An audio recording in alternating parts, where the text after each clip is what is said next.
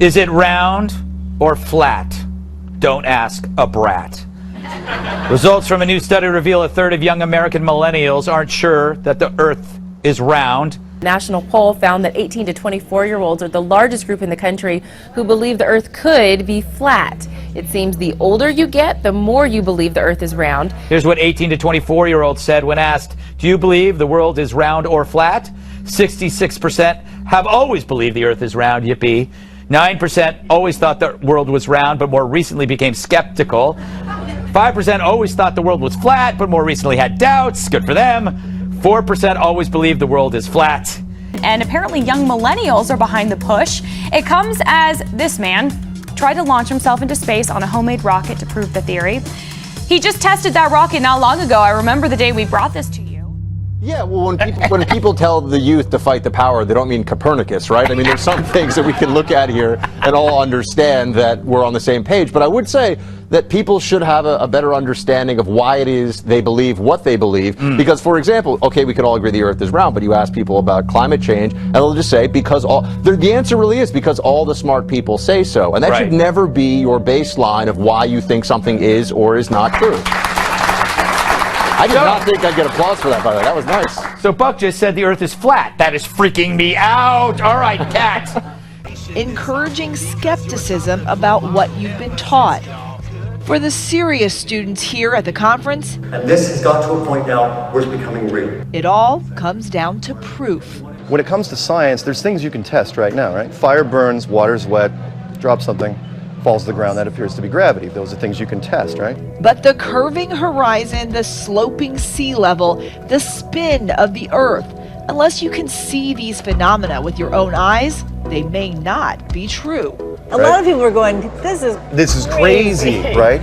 But think about this. For the last 20, 25 generations, this is what we've told people.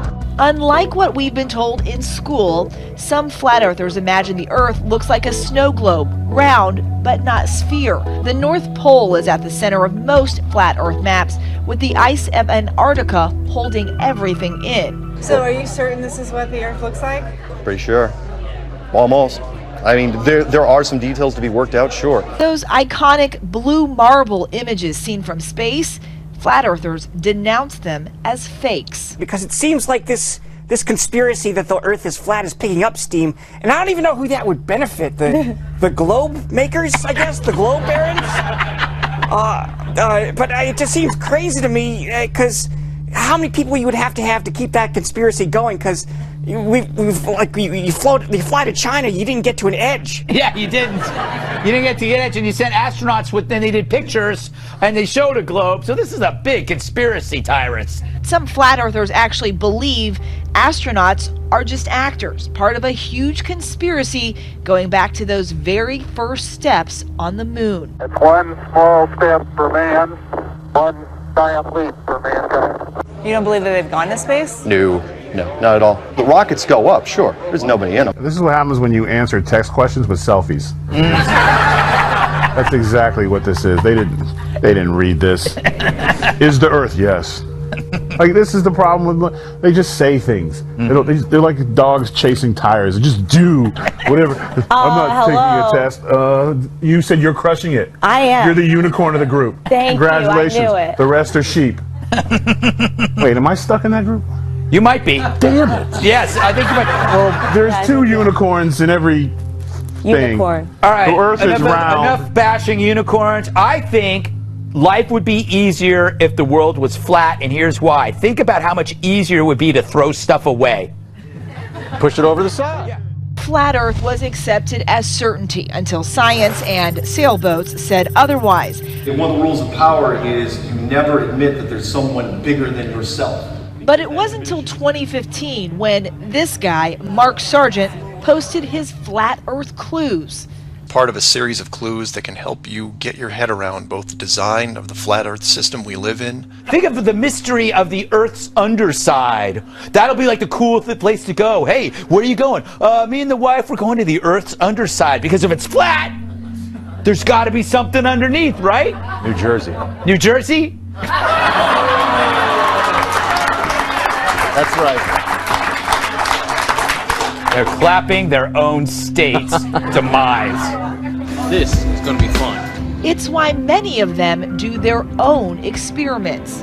Daryl Marble packed a level on a flight to test if the plane was flying parallel to a flat Earth. So there's going to be some sciencey people who say that is a real Bobo experiment. They have. That's a little basic. I know. It's so simple, it'll go right over your head. The credo for many of these believers, check it out for yourself. Go out and test. You just want them to ask the questions. Why do you believe what you believe? And let you go from there.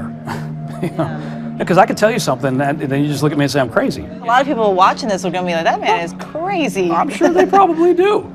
And I would say, well, they're crazy for not testing what they think they believe. I think life would be easier if the world was flat, and here's why. Think about how much easier it would be to throw stuff away. Push it over the side. Yeah, just walk over, drop it off the edge. You live at the edge. No, but you know what? It's like because the Earth is round, you can never really throw anything away. It goes in the Earth. We could Also, by rocket the it way- into space. Yeah, but then it just gets into this orbit. And we'd be a lot smaller for the purposes of asteroids hitting us. Think about it that way, right? A lot thinner. You know what? I'm so sick of you and your edge privilege. The flat earthers have many, many more, This is what returns to Earth. which is why I thought someone who's actually seen the Earth from space might have some answers. 1 + 1 is? 2, What color is the sky? blue, And the Earth is? round, just like it is here, this model of it. Professor Mike Massimino spent more than 20 days in space and worked on the Hubble telescope. So when you looked at the planet, what did it look like? It looks round, folks. It is round. My eyewitness account, and I looked at it as much as I could. It is round. For more, let's check in with a young millennial for a comment. Come on, Schnogs. Don't think about it. You just gotta go.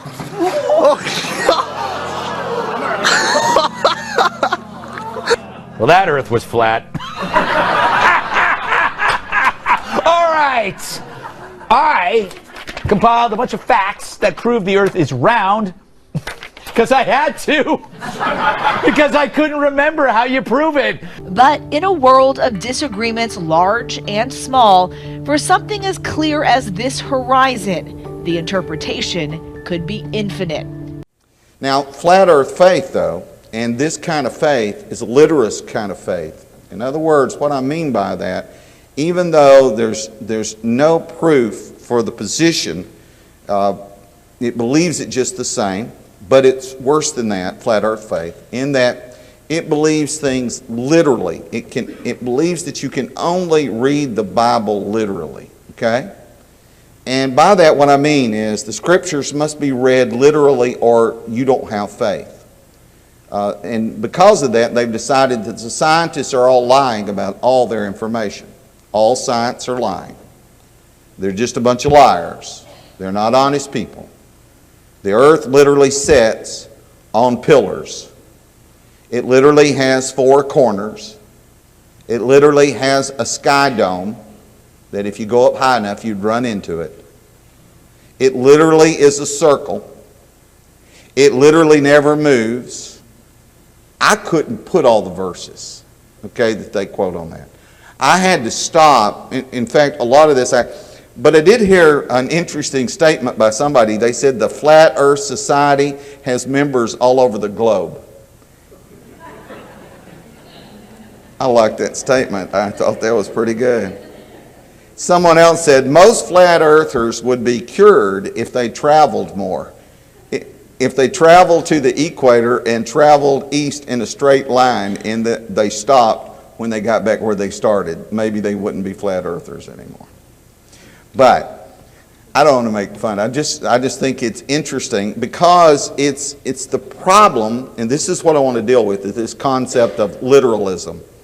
And I believe this will help you. If you understand what I'm going to teach tonight, if you understand this, this will change the way you read the Bible.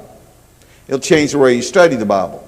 Because we need to actually grow up. If we lean into that flat earth stuff, it's time to grow up. Put our big boy shoes on and our big boy underwear on and really just grow up, okay? It's time. If you read them literally, The earth is flat, it has 4 corners. And they're right, and there's a dome above it. But folks, literalists are confused by the genres of God. They don't understand the concept of, apparently, literature genres. There are all kinds of genres in the Scriptures, and if I were to give you all the Scriptures here, if you thought that was a big list of Scriptures, you wouldn't even begin to imagine how many Scriptures I have. My outline tonight is ridiculous how thick, but if you want a copy of it, I'll get you a copy later. You're welcome to read them all, okay? I'm not trying to hide anything, not trying to pull any wool over anybody's eyes, but there's a thing called accommodative language. And that's words that get the primary message across without regard to stretched literal details. The goal of the writer is to get the message across effectively. And if you don't understand that concept, that God has to speak to you in a way because your mind is way down here and his is way up there above the sky in his brilliance and his understanding. He has to talk to you baby talk. And by doing that, he has to use accommodative language because you can't understand the math he knows. You can't understand the science he knows. So he uses accommodative language. Another thing he uses is allegory. That's symbolic representation, such as a blindfold figure holding scales as an allegory of what? Justice. Euphemisms. It's an act or an example of substituting a mild, indirect, or vague term for one considered harsh or blunt or offensive. The Bible is full of allegory, it's full of euphemisms, it's full of accommodative language, it's full of hyperbole. That's a figure of speech in which extreme exaggeration is used for emphasis or effect, like, I could sleep for a year. Well, you couldn't. So those are in Scriptures. I'm sorry they are. The Bible isn't all a bunch of literal, take literal everything it says. There's poetry in Scripture. Some would say Genesis 1 is poetry. We know Psalms is. We know that Lamentation is. And we know that there are prophetic songs that are. And then there's Proverbs in Scripture. And those are usually sayings that are often popular, that were popular in the day. So one expects. Now you would expect that a skeptic would maybe be ignorant of such, but if they're not ignorant of such, if they used it, they're using it to mock those of us who believe in the Bible. And so it's really not something we should use. We should not think everything's taken literally from the Scriptures, but people who do believe that tend to not understand this basic concept that there's various genres in here. And if you don't understand that and you start saying you got to take that literal, generally speaking, if you're doing that, you've got an axe to grind. You just got an axe to grind. And you're trying to push something. And you should look at both sides. It could be literal, but it could be that it's just using one of those figures of speech. And if you don't understand that, you'll see a lot of things from the Scriptures. And basically, flat earth people don't understand 4 corners of the earth refer to north, south, east, and west. They just don't understand that. The 4 winds of the earth, the wind from the north, the wind from the south, wind from the east, wind from the west. They just don't understand that. These concepts, that these are just ways of describing things. We can end up, if we're literalists, we can end up forgetting what the purpose of the text is in our hurry to teach what we want to believe. For example, when a purpose or a message overrides the science or logic or taking it literally, one has to believe the literalist approach in Genesis 1 or that the earth is 6,000 years old if he's going to be a faithful Christian. No. You can be a faithful Christian and not believe that. Oh, but you have to. Well, the Bible doesn't actually say it was 6,000 years ago. You have to calculate that, first of all. Okay? You have to calculate that. There's no ever any number given in the Scriptures. So the earth may be. That may be exactly right. I'm not in a position to argue it. It may be exactly right. But that you have to believe it that way is taking the literalist position. And what the problem with that is that you're misunderstanding. Genesis chapter 1 was not meant to be a scientific book. Genesis is not meant to be a scientific book. It's a theological book. It's teaching theological ideas. And while one may recognize that there's some ideas there that are kind of scientific, you need to understand that God had a greater purpose in writing that than teach science. That wasn't why he wrote it. And when the text itself suggests that there are other ways of interpreting a text, then you should not be so dogmatic on a literalist approach. Let me give you an example of that, and that is the word day in Genesis. Now, I've been literalist, so I think you should understand. I've been a literalist. So I want to give you, there are at least 7 possible meanings of the word day in Genesis 1 and 2. There's 7 of them here. The light was called day, which is 12 hours. So the light was called day, so that's one kind of day. Genesis 1 and verse 5. Genesis 1 verse 5 also says the evening and the morning were the first day. Now that indicates 24 hours, but wait a minute. The evening and the morning, the dark and the daylight are called a day, and the daylight's called a day. So that's 2 right there. All right, and then Genesis 2 verse 2. He rested on the 7th day from all of his works which he had done, but no formula in Genesis 2:2 is mentioned. The evening and the morning were the evening and the morning. That's not done on the 7th day. Did you ever pick up on that? 5th meaning of the word day that's used here. The sun and the moon and the stars regulate a day as we know it. I mean, I get up when the sun comes up, right? Go to bed when the sun goes down, right? Stars come out at night. I know it's dark because there's stars out at night. Those didn't exist until day 4. Okay, so day 1, 2, and 3, whatever those days were like, they're not like the days you and I are experiencing. So one expects skeptics to be ignorant of such and to be literalists to mock us, but we don't expect people who are Bible students to make a big thing about it and then to draw lines of fellowship over it. Just don't expect that. It's not rational to do that. It's like we pick and choose so that we get our own agenda, because that's what literalists tend to do. All of us were equally disagreeable. That's Romans 14. That's 1 Corinthians 8. In other words, that means this, that every last one of us have an opinion. And every last one of us think we're right. And every last one of us think that if you disagree with me, you're wrong. That's who we are. And the Bible teaches that about us. If you don't believe that, you need to read 1 Corinthians 8, 1 Corinthians 10, read 1 Corinthians 9, 19 through 23. To the Jew I became like a Jew. To those outside the law as those outside the law. I have to adapt to that because everybody thinks they're right where they are. And so that's our nature. It's genres, it's goals, it's grace, confuses everybody. And let's not be silly. Can I be honest with you? I feel like sometimes biblically we're pretty silly. We're just silly, we're superficial, we're simple-minded in our Bible study. And so what I've said tonight, some of you are out there going, what, does he not believe the Bible? Proverbs 14 verse 15. The simple believe every word. Ephesians 4:14 says, we should no longer be children, tossed to and fro and carried about with every wind of doctrine by the trickery of men. We need to pay attention. 1 John 4 verse 1 says, do not believe every spirit, but test the spirits.